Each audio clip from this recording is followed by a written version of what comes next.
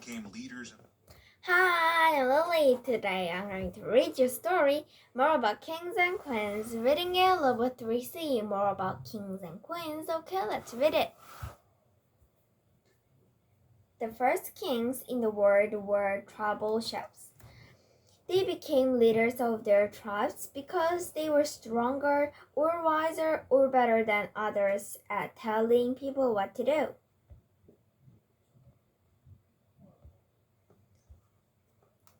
As time went on, people began to think there was something special about kings. They began to think that kings or queens were like gods or that they actually were gods. Thousands of years ago, the king of Egypt, who called the pharaohs, were believed to be sons of the sun god Re. People spoke of the pharaoh as the good god and expected him to take care of them. Good kings decided such things as when there should be wars, when the seasons should change, when rain should fall. Most people stopped believing their king was a god, but many still believe he had been chosen by God. Some kings and queens seem to.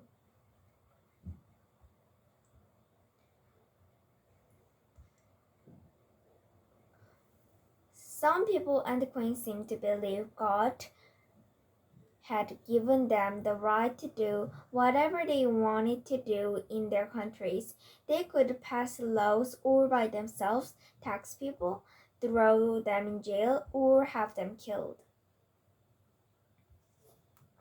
Since kings were so powerful, the questions of who would be the new king when an old king died was very important.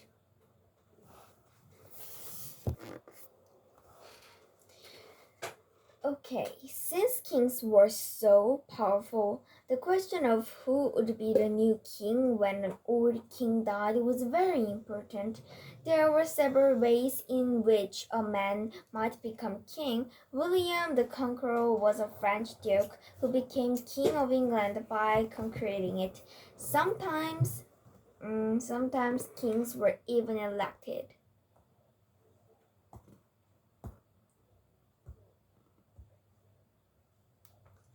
Finally, it was settled that when a king died, his oldest son would become king. If a king had no sons, his oldest daughter would rule as queen.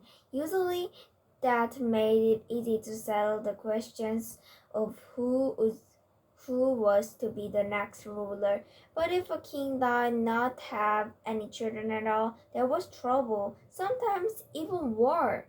To become the king, the next king. About 240 years ago, America fought a war to free itself from England and the English King George III.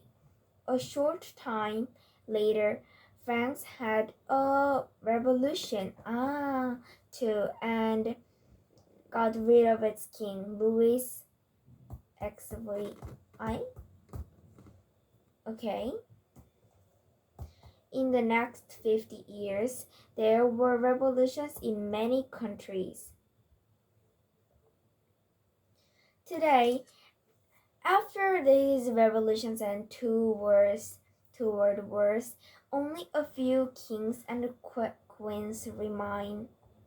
England, Sweden, Norway, Denmark, and the Netherlands, and some of the countries that still have royal families, but their kings and queens are rulers in name only. They may give advice and help, but they may never go against the men who are elected by the people to run the country. In these days, most kings and queens are important mainly as person to look up to. They must behave in such a way that people will be proud of them and of their country. Today I read you a story more about kings and queens. Okay.